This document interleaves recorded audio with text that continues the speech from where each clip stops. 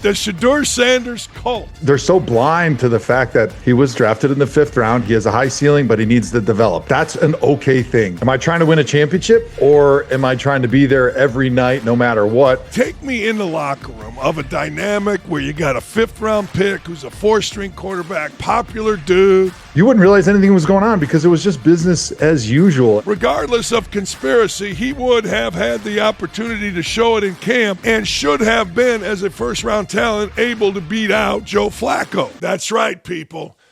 Respect, Congratulations, Joe, on the Hall of Fame. Man, how fun was that? That was awesome, man. I got to have my 4 kids there. My wife is there. The gold jacket dinner. I got to have all 4 of them on stage. Jerome Bettis gave me my gold jacket. So there was some Steelers-Browns love that you don't normally see. And it was just amazing being able to be inducted into the Hall of Fame right down the road from where I played all my games in Cleveland. Yeah. And you played every freaking game, 10,363 freaking games. Let me ask you, how do you view, I know you linemen are like, well, I'm just doing my job, all that stuff. But when you see like basketball guys take load management games or guys, how do you view that? How did you get yourself to play every game? And how do you view others that got to take a day off every 10 days or so? Well, the beauty of the game of football is we got a day off every 7 days. So, we got 6 days off. So it was great. You didn't have to worry so much about trying to save yourself for the end of the season when I did play in Cleveland, because there usually was an end of the season. We didn't have those nice playoff runs. But I think, for those guys, they're just being realistic about, hey, am I trying to win a championship, or am I trying to be there every night no matter what for the fans, which might hurt our opportunity to be able to win a championship in the playoffs when my team needs me the most. So I think each sport is a little bit different, but our sport was unique because you did play 1 game per week, and it was easy for me. I shouldn't say easy, but it was evil. At least I had the ability to go out there, even if I didn't feel amazing, and play week in and week out, because I knew that the guy behind me, the quarterback, the running back, the guys that we were blocking for, they were counting on me to be available. And I was definitely a better option than my backup, even if I was only 70% because of injury or 80% because I don't have to run like a receiver. I just got to be able to move in a short little area and give those guys around me an opportunity to find a little hole. You mentioned the Browns. You're obviously a Browns legend. You're also doing preseason games. All right. Take me in the locker room of a dynamic where you got a 5th round pick who's a 4-string quarterback, popular dude. Every media guy's killing Stefanski because this guy Shedeur doesn't get a chance. I mean, walk me through what's inside that locker room. Well, thankfully, it's not every media guy. I think the people that have some rational takes are the ones that aren't saying crazy stuff like Kevin Stefanski's intentionally trying to sabotage his 5th round draft choice, or the Browns are purposely trying to destroy this guy and not give him an opportunity. No, they're treating him exactly as he is. He's a developmental prospect. He's a 5th round draft choice who was drafted after Dylan Gabriel. So naturally, when you come in drafted after the guy at the same position as you, you're probably back behind him in the pecking order. And as they go through training camp, they evaluate, okay, first of all, we're trying to win this season, and then we're trying to evaluate and develop the guys that are in those backup roles. And so for Kevin and the Browns, they've been pretty steadfast about, hey, we're trying to develop these guys for the future, see what they have. But right now, Dylan Gabriel is more capable of managing our offense and giving us an opportunity, if he has to go in there at the beginning of the season because of injury, and carry the load and read the defense and make those quick decisions that give the other 10 guys in the offense an opportunity to be able to play at their best and give the team a chance to win. But I think inside the locker room, it's really probably much to do about nothing. I got the opportunity to coach a little bit with the Browns offensive line during training camp this season. And really, if you didn't know anything about what was going on the outside world with Dylan Gabriel versus Shedeur Sanders and all these conspiracy theorists in the Shedeur Sanders cult, like, you wouldn't realize anything was going on because it was just business as usual. And I think that's why maybe some of the coaches probably act a little shocked, because, as a coach, you live in this little bubble, especially during the season. You're not really absorbing media. Yeah, you have to talk to them maybe once a week, but it's not something that you really pay a whole lot of attention to. So I think inside the locker room, it's not really a big deal. And I think Dylan and Shedeur, they get along, and everybody in the team has no problem with what's going on, other than the fact that they do have to answer these questions, which can be a little distracting. And, once they leave and they go hang out with family or friends, I'm sure that's the topic of conversation when they're breaking bread around the dinner table. What makes Gabriel a better quarterback right now than Sanders?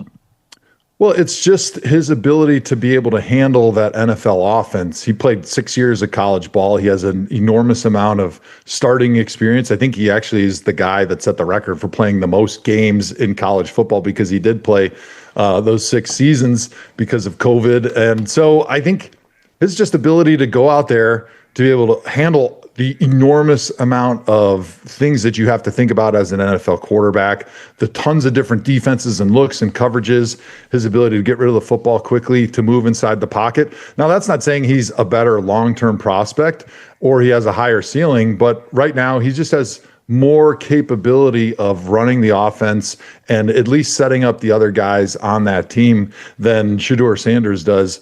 And I think Shedeur's going to have a great NFL career, but we saw a lot of those issues that he had in college show up in that last preseason game against the Rams, where when things start breaking down or he's not feeling comfortable with the route combinations or maybe what he's seeing on defense, tends to drift in the pocket, tends to hang on to the football. And it's really hard to say, well, this guy's a better quarterback if he continues to just take sacks and drift in the pocket, because you never find out what the other guys are doing if he's getting sacked 25 yards behind the line of scrimmage.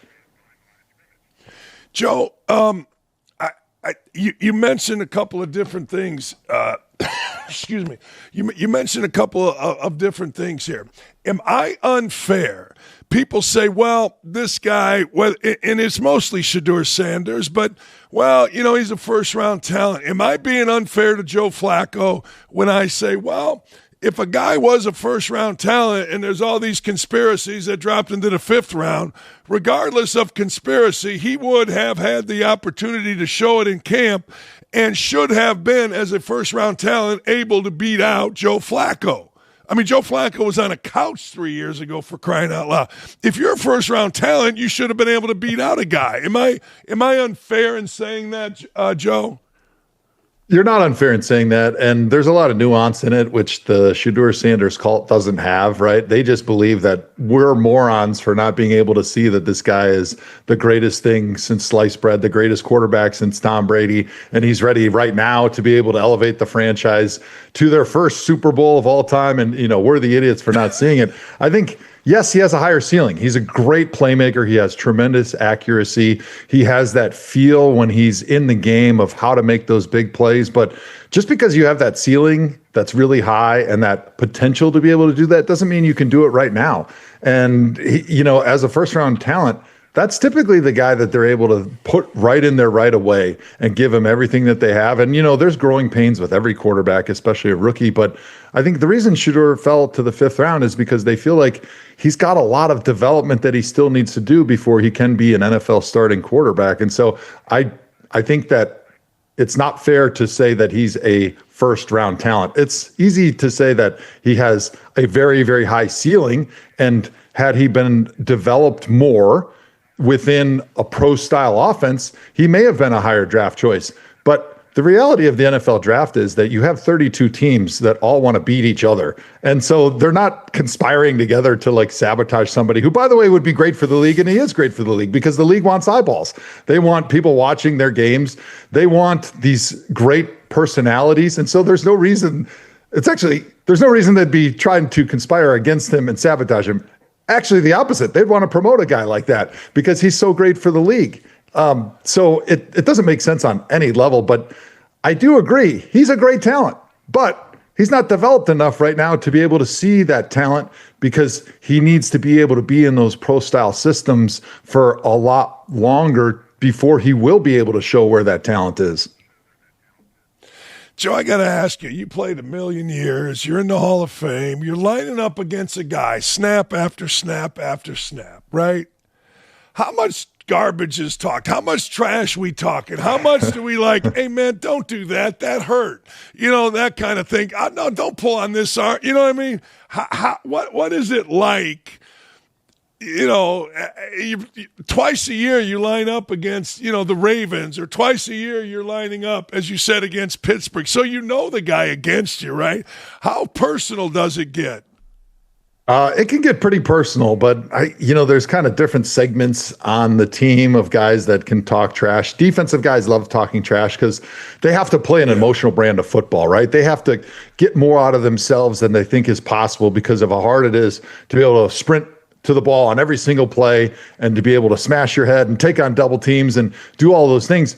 And so I think they a lot of times talk trash to get themselves emotionally charged up, whereas us on the offensive line, we didn't want that emotion. We wanted no emotion in what we did. We wanted to be like robots. We wanted to be slaves to our technique and to our assignment. And we wanted that guy across from us to take a nap on the field. So really, instead of trash talk for me, I was always going up to the guy before the game, saying, "Hey, man, you're playing great out there this year. Keep up the great work. You got my vote for the Pro Bowl. How's the wife and kids? How's the family?" You wanted to make him a friend. Yeah. And then by the end of the game, you wanted him to be like, "Oh, wait, I'm supposed to play an NFL game? I didn't even remember that. I'm not fired up at all. I'm the sleeping bear in the corner and nobody poked me and woke me up." So I never wanted to tug on Superman's cape. I always wanted to be his buddy and just get through that game. And then at the end of the game, "Hey, great game, buddy. You didn't have any stats, but you really played tough. Man, I couldn't believe how I was able to block you at all."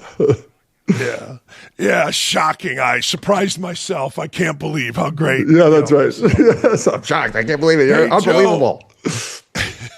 That's incredible. Hey, Joe, what's going on with Hall of Fame beef, man? What are we doing?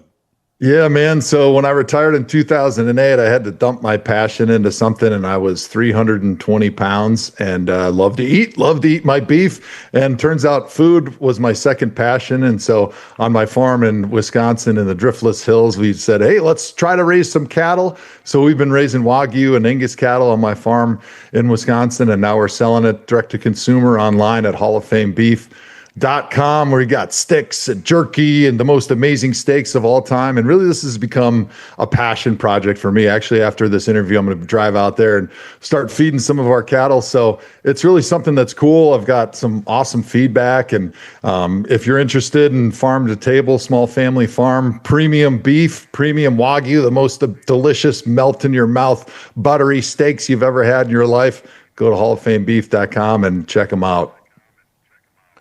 All right, hang on here. I want to make sure because I'm going to it now. Oh, baby. What I do is when people, I have a friend that gives me Cubs tickets, so I usually send him, Omaha steaks. And I got another buddy did something really nice for me. So I'm looking right now. You guys ship, right? Hall of Fame beef ships, right? That's right. We ship coast to coast, and one of our biggest, most popular things is actually the gift boxes where you can send something nice to somebody. And if people are liking Omaha steaks, man, we're going to blow them away, let me tell you, because we're a few notches above probably anything else that's shipping direct to consumer. So let me know. I'll ship you a box, and then I can help out on your buddy, or you can order right on the website and, help out the local right kids that work for me. I love it. Thanks, Dan. I appreciate the love, man. It. Yeah. No, I'm doing it right now. I'm sending the broadcaster of the Cubs, Boog Shambi. I'm sending him some. I'm sending Urban Meyer some right now because Urban did something nice for me. He's a longtime friend, and Shambi got me Cubs tickets. So there it is. I'm on it. I'm sending there it is. Hall of Fame beef. That's right. Look at that. Now. I'm gonna get a looking delicious. Yeah, I mean, most people our age. Yeah, most people our age, the last thing they want is another trinket they got to put somewhere. They don't know where to put it. But when you send them something that they can eat and they can put a smile on their face and put a smile on their family's face, and it's healthy and it's nutritious, it's delicious, that's the type of gift that I want to see showing up on my doorstep. That's right. And you know what? You know what I learned, Joe? Next time I call for tickets, they get me the tickets. That's right. That's right. Beef. So there you go. Hey, you want more beef? Give me more tickets, bro. That's it. Joe, I'm on it. There will be a couple orders from the Dakiches. I appreciate you, man. Thanks for coming on. That was great stuff. The Shedeur Sanders cult. Last thing. That reminded me of the Tebow cult when he got into the NFL, man. That was a cult, too. That thing was a cult. It was. And it's the same thing.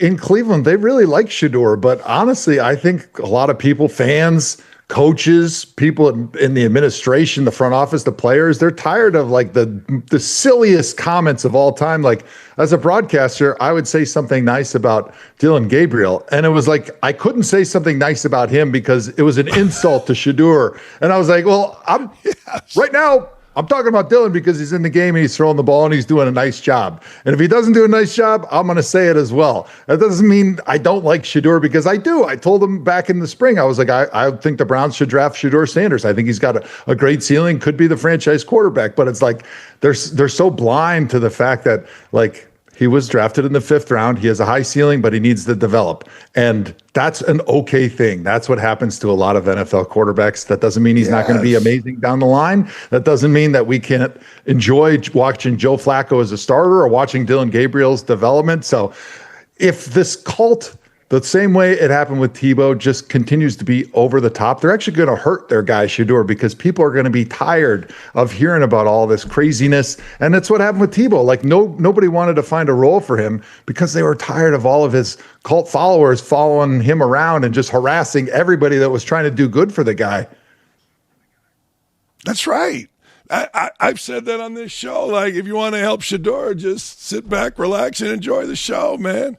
Appreciate you, Joe. I'm on Thanks, this. Dan. I'm on it. I'm appreciate searching. it. I'm on it. I'm going to get a good grip. You got it, man. There he goes. The great Joe Thomas, Hall of Famer. And look, I'm not lying. Hall of Fame beef. I am on it, and I am sending people Hall of Fame beef, and I'm going to give them exactly what they deserve, which is a 5-star rating, because this is an easy website to navigate.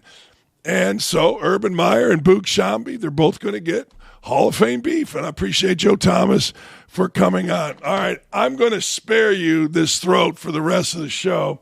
We're going to be back at it tomorrow, and I appreciate everybody. I do. I appreciate everybody that came on, Dylan and Davey and Nick.